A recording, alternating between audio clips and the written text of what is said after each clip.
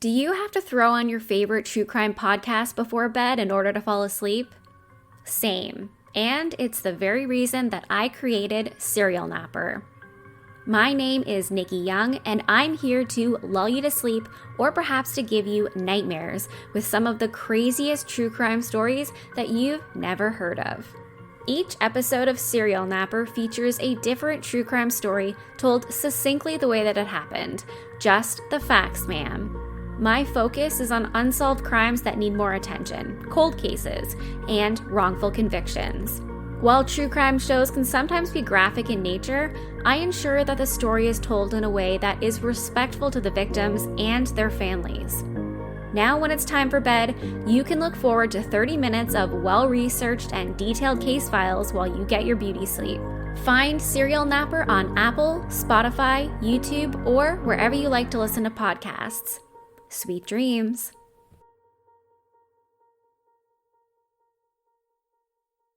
This is a story of America's bloodiest prison, told by the people who lived it, both inside and outside its gates.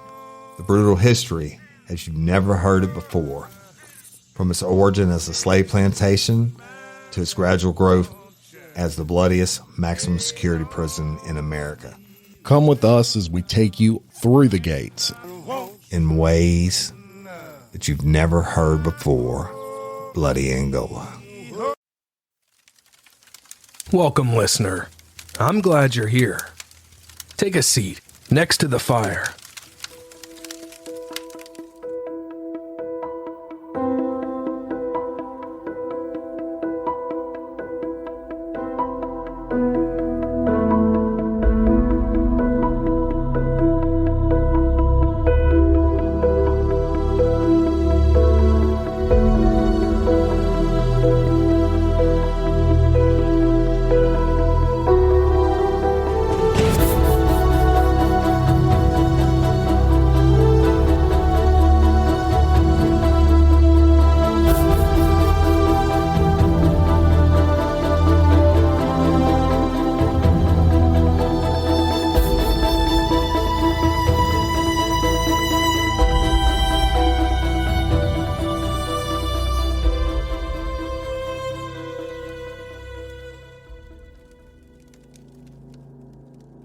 April 5th, 2018, 6 p.m., Pittsburgh, Pennsylvania. Official report. After seeing that her 17-month-old daughter, Charlotte, isn't breathing, Jhenea Pratt calls 911. When police arrived, they observed that Charlotte was not breathing, did not have a pulse. Police also see that her nose and mouth are emitting a red liquid. While police perform life-saving measures on Charlotte, they hear Jhenea Pratt say, "This isn't my fault. This can't be my fault. And I can't get in trouble for this." Charlotte has yet to find peace. Paramedics transport her to the hospital, where she will die later that night. While in Pratt's home, police recover a sippy cup from Charlotte's bed. Pratt repeatedly tries to enter her daughter's bedroom, while authorities were investigating in the room. Pratt is so angry and insistent that police had to physically restrain her to keep her out of the room. She becomes enraged that the first responders broke a coffee table, the same coffee table that they laid her daughter on to perform CPR. Where did she fall asleep? In her bedroom? She came and got up on the couch with me. Mm-hmm. You guys took a nap? We barely fell asleep. By the time I was actually, dozing off, Miss Vernon was knocking at the door. Okay, and at that time you put her in her bedroom or left her on the couch? At this time, I had picked her up because she was laying with me on the couch. I'm not sure if she was on top of me or beside me at that point. Yeah. I picked her up and I laid her on the couch. And I opened the door and I came to get her off the couch and I put her in her bed. Okay.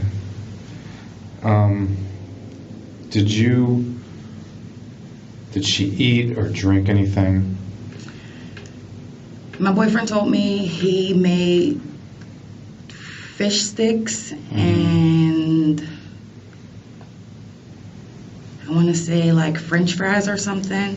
Okay. Now, that was earlier in the day when you guys got back. Did she eat or drink anything? No, she didn't eat or drink anything. She had left her. He said she didn't want her sippy cup before they walked out the door to come and get me. So he left the sippy cup there. Which sippy cup was that? The interrogation room is sparse.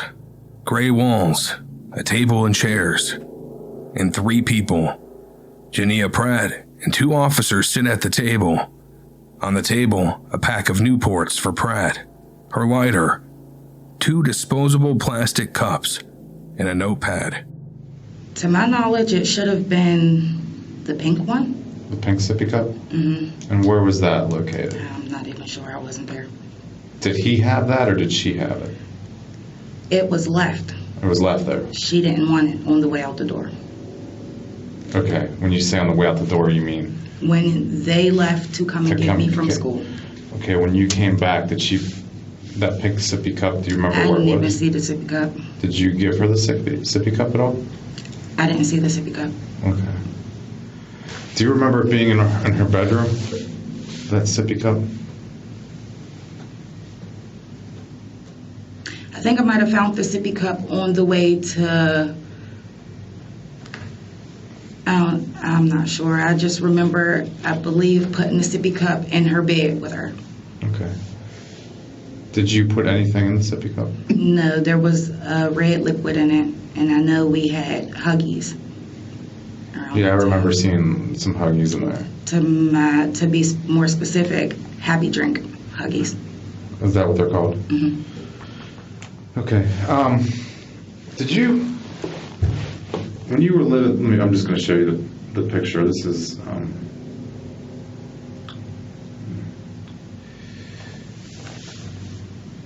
is this the same sippy cup you're thinking of? Mm-hmm. Now, did you have put liquid in there earlier in the day?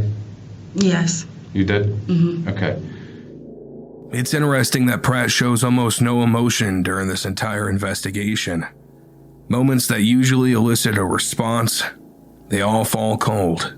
The sippy cup she's shown is the one that killed her daughter. But we'll get more into that later. Was that the same sippy cup that you put the liquid in? Was it before you went to school, when you got home from school, or? I put a different juice drink in there, and she had a complete fit, and she didn't drink it. Okay. So how the red liquid got in, he changed her sippy cup when he fed her. Okay. He said she drank a little bit and threw it. Okay. Out of that sippy cup? Mm-hmm. Okay.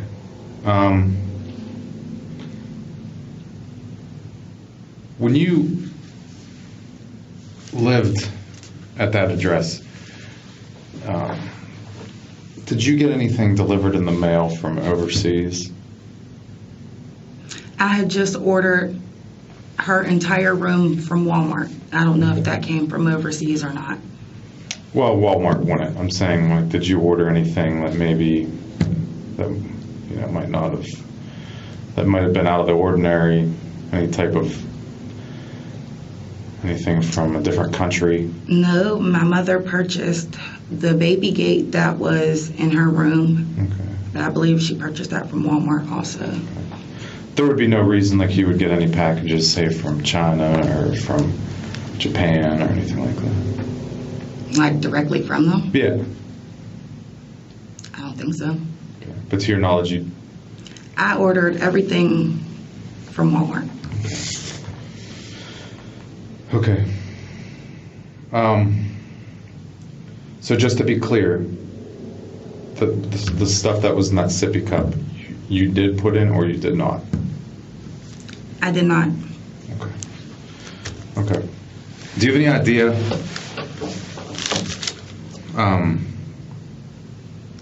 Well, I'm just gonna be blunt to you. Your child died from fentanyl poisoning. So why did CYF tell me hypoxic cardiac arrest? There weren't lab results then. So I'm going to explain this to you, okay? Forensic analysis indicates that the liquid in Charlotte's sippy cup tested positive for fentanyl, an opioid, a very deadly opioid, and that Charlotte had fentanyl in her blood. Pratt is seemingly unmoved by all of this. I know that we all have different ways of coping with grief, but some reaction, any at all, is usually expected. Pratt comes off as uncaring, cold, just seemingly unmoved. In that sippy cup was fentanyl. In her blood was fentanyl. We just got these results back.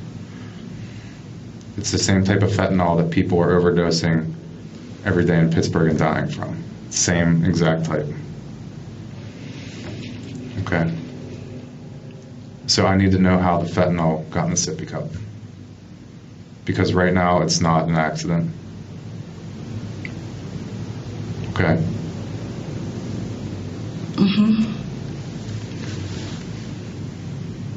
All right, so scientifically, it's impossible for your daughter to put fentanyl in a sippy cup. Okay. Physically, it's impossible for her to do. Scientifically, that's another story. But right now, that's how she died. It wasn't a heart attack. It wasn't any other reason other than she overdosed on fentanyl, which is the same fentanyl that people in the streets are dying on every single day. How'd the fentanyl get in the sippy cup, Jhenea? Just straight fentanyl? Yeah. So what is it, like a liquid? I'm not a scientist. It comes in a liquid form. It comes in a powder form. I'm not exactly sure. But what I am sure of is that fentanyl was put in a sippy cup and there was liquid mixed into it and it was given to Charlotte, and that's how she died. So I need to know how that got in there. I have no knowledge to how fentanyl got in my daughter's sippy cup. Okay. Because you realize right now this investigation is taking a whole different turn. Yeah, clearly. And when someone gives someone something and they die from it, it's a homicide.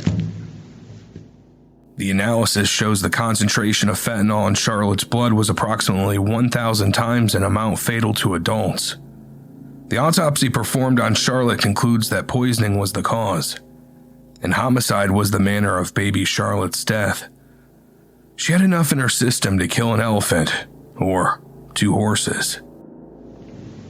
She was poisoned intentionally. Okay, well, I've been making complaints to my rent office because I've been smelling a funny smell in my house several times returning back to my house. This is since you've moved, or? No, this is living in apartment number 5. This is where you used to live? Yes. Okay. Well, that still wouldn't explain how it got in the sippy cup. Well, I'm just as clueless as you are. So are you implicating that I put fentanyl in my child's sippy cup? No, but based on this timeline, I mean, there's only 2 people that could have put fentanyl in the sippy cup. Based on what you just told me about 10 minutes ago. And based on the whole timeline of that day. It's clear that the interrogator is being careful not to push her too hard. During the interrogation, he's given her a lot of room to make mistakes, make excuses, and she's taken the bait a few times. She's subtly placed the blame on funny smells in her apartment, the juice gave to her daughter having a funny smell, and the furniture she purchased from Walmart. It's clear, at least to me, listener, that Pratt's goal is self-preservation. Though, if she were smart enough, she'd ask for a lawyer. But these types always think that they're smarter than a lawyer, don't they? I need to know how it got in there, because this investigation is not going away. Okay, and I'm telling you, I returned to my house from being picked up from school, and I did nothing out of the usual. Okay. We took our stuff off, and she ran around and played, and I'm waiting for my social worker to come. Okay. Do you get fentanyl delivered from China? I don't know anything about fentanyl. Okay. Did you ever put anything in her sippy cup other than Huggy juice? She's drank water. She's drank milk. She's drank Kool-Aid, liquids. But have you ever put anything in there? No, I have not. Okay. Other than... I mean, because some parents will give their kids a little bit of, Benadryl or something like that. So No, that doesn't go in a sippy cup because it's supposed to be measured out, and Benadryl's not supposed to be drank. Tylenol's not supposed to be drank over a specific amount of hours. It's supposed to be one dose, and that's it. Right, I agree with you. But parents... I'm not one of those people Okay. or parents. Okay, that's what I'm asking. And it wouldn't be the first time, okay? I'm just asking. But we have a problem right now. Is that safe to say that there's a problem?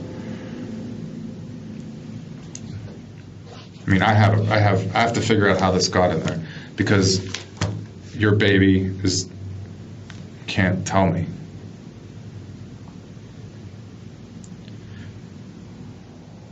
Is there a reason someone would want to do that? Is there a reason why fentanyl would be in a sippy cup? No, there's not. And no, there's not a reason anybody would want to. The amount of fentanyl that was in her system was extremely high. Okay. It was very high. And that's essentially when she drank the sippy cup. Whenever she picked that sippy cup off the bed, it was absorbed very quickly. And once she swallowed it, she didn't have much time to survive. That's not possible because I didn't physically see her with her sippy cup, and we were at home. I was with her. I can't tell you the exact time frame, but when I got home, because I went to the welfare office a little bit as soon as I left school, there's no possible way. Well, that sippy cup I showed you that picture of, that's the sippy cup that had it in it. In a subsequent police interview, Pratt explained that on the night Charlotte died, the child began her nap on the couch. Pratt said she took Charlotte to her bed to continue her nap after a friend arrived to visit, so she and the visitor could smoke marijuana. To me, it appears that Pratt was more interested in partying than her own daughter, and you could look at this as a motivator for why she died. I won't speculate further than that, but you get the idea, listener. I'm going to step out for a little bit, let you think about this. There's nothing to think about. Okay, well, I need to step out anyway. All right. But that's why I brought you here, was to tell you exactly what happened and what we found. And, I mean, it wasn't really me, but it was, scientists and, people at the lab that discovered all this, medical examiners, doctors. Okay, so am I under arrest? No. Are there any more questions? I just want to know how it got in there. That's the big question. I don't know how it got in there. This is news to me like it's news to you. If you had to guess how it got in there, is there any way, any guess you could have? A manufacturing issue with the happy drinks? So you think it could have been the Huggy? Yes. And as a matter of fact, I took a sip of those Huggies and it didn't really have a pleasing taste to it. We tested the Huggies. No fentanyl. So what are you implying?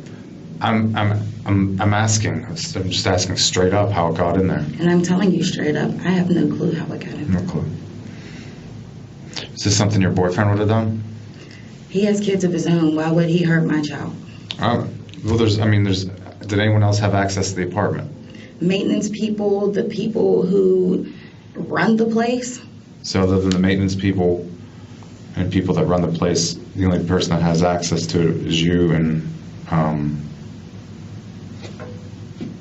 Mr. Williams. Yes. Was any maintenance people in there recently? I wouldn't know. You wouldn't know.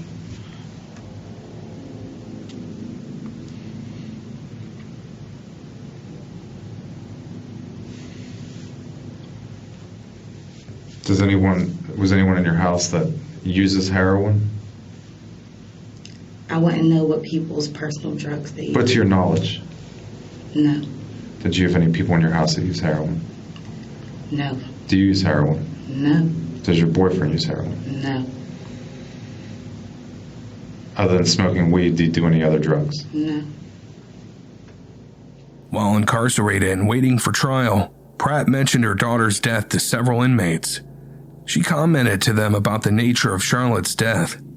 Pratt also made statements to an inmate that she did not kill her daughter.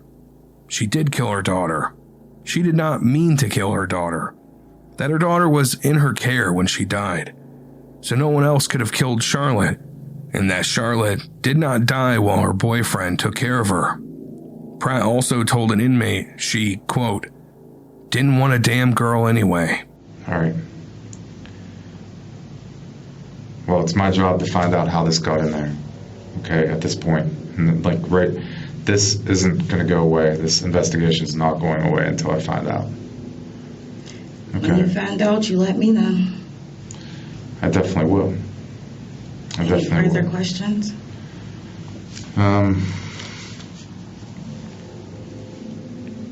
mean, you already told me she was acting fine. She wasn't sick.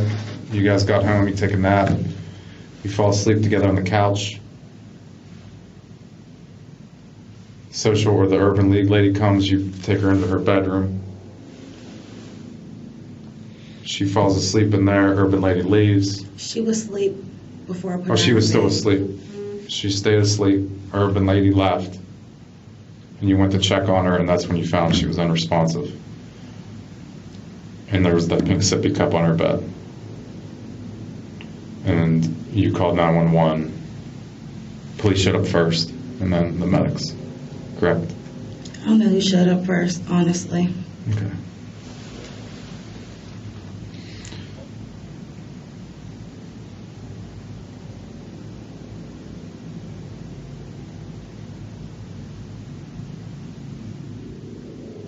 I really want to know why your baby had that large amount of fentanyl in her. I would too. I mean, she was enough to kill a very large animal. There's no way my daughter could have got into any type of fentanyl. I agree with you. I agree. I think someone, just like a bartender, mixes up a drink, put it in that sippy cup. It's the only possible way it could have got in there. Is there any more questions, officer, detective? Do you agree with me? I'm not agreeing because who would do that to a child? That's a There's no possible way really messed that up could have person. Really messed up person would do that. There's no possible way. Well, got in there somehow. And the amount of fentanyl she had could have killed probably 2 horses that was in her system. Okay. Any more questions? No. Am I under arrest? No. Can I go? Sure.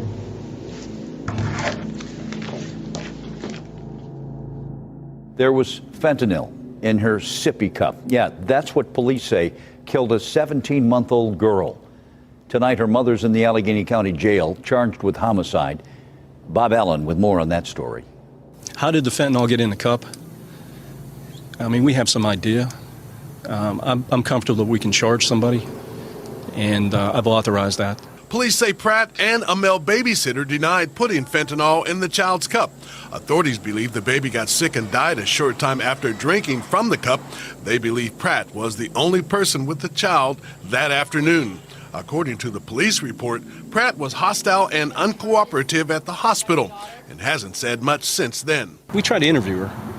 She didn't give us any information.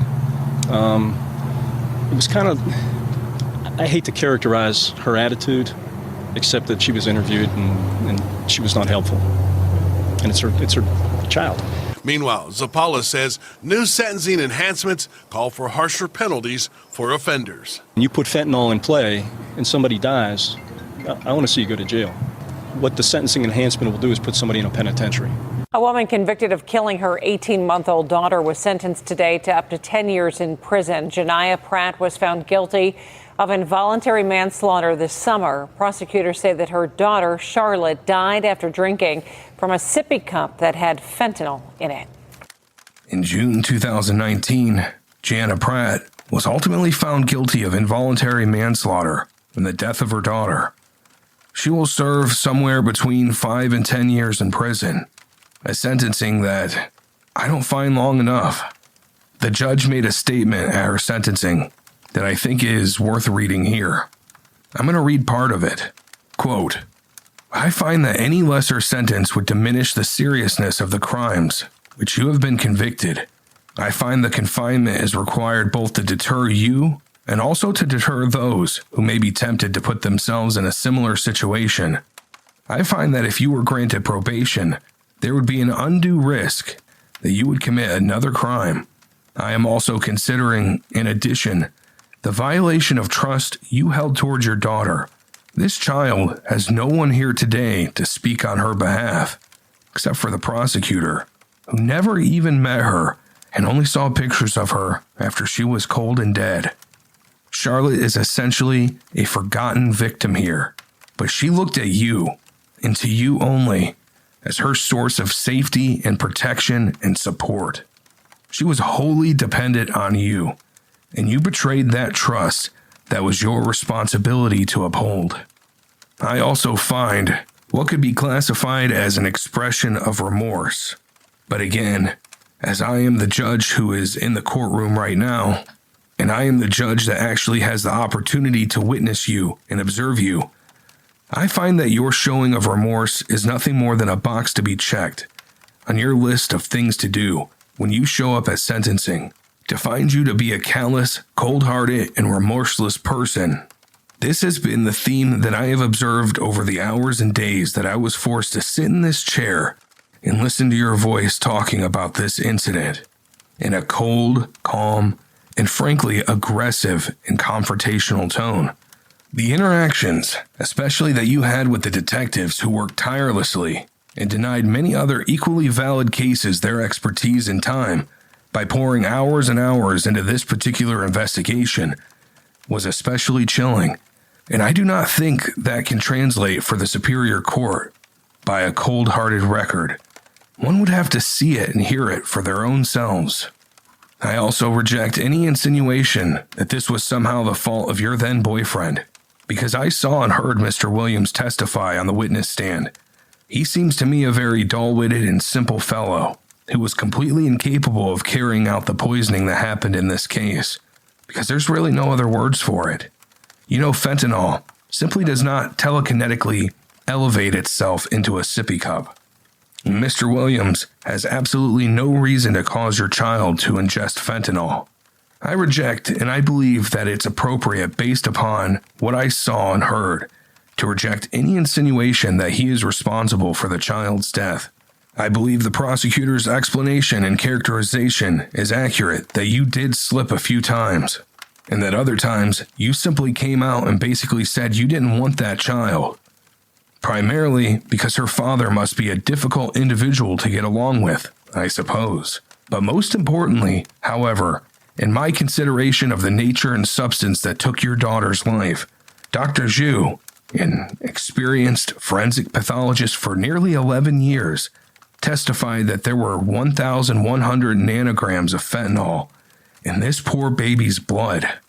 And he testified that even 1.3 nanograms, that would be 1/10 of 1% of that amount, would be enough to cause death in an adult.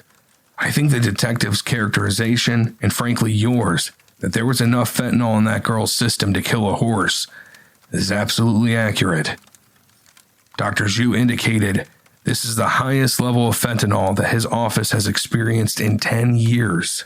This was a case where toxic poison was placed squarely in the way of your child and placed in an attractive nuisance. What I mean by that, a sippy cup. that she had continually looked to grant her relief from thirst. But I want to make it clear that the sort of lackluster expression of remorse that you attempted to mouth piously today lies in the faces of the true. I got to see on the videos in this case, you try to come up with just about any explanation for your daughter's death, except that you were responsible for it. In fact, it's very telling that when the initial officer and the medics responded and attempted vainly to save your poor daughter's life, it was as good as dead at that point anyway, unfortunately, because the amount of fentanyl you allowed her to ingest. Your response in large part was the following words during that very stressful situation, where people are most likely to express their true feelings, where you said, "I can't get into trouble for this. This cannot be my fault. I am not going to get in trouble for this." Your primary concern was for yourself. Your primary concern continues to be for yourself, with very little or no thought for your child. I find it especially disturbing that you found smoking marijuana to be more important than looking after the only child that it's likely you're ever going to have. So for all of those reasons, and I hope I have expressed myself adequately for the record, I am compelled to deviate upward from the guidelines. And I do recognize specifically that the sentencing guidelines are the result of painstaking process by the commission that contemplates the prior records, the offense gravity, and the statutory classification of this felony of the second degree. However, in this case, the sentencing guidelines fall far short of any amount of justice for poor Charlotte. As a result, I'm going to impose the following sentence. It is going to the sentence as to count 1, involuntary manslaughter, that you serve not less than 5 or more than 10 years of incarceration at the State Correctional Institution at Muncie. And it is further order of the court that you are not RRRI eligible, that you are responsible for the cost of this prosecution and all the crime lab's costs that went into trying to figure out what happened to this poor child. And that's it for this episode. It's a pretty dark one, I know. Last episode, we had a mother, and the daughter survived. This episode, the mother killed the daughter. And what can be said of it? Not a lot. I know you and I, listener, we can't imagine doing something like that to a child. The very thought is horrifying. But there are people like that walking amongst us every single day. And for me, I tell you to steer clear, that you'll get the right feeling when you meet them, and to trust your gut, lest there be a monster in your midst. I thank you for listening, and keep the fire burning.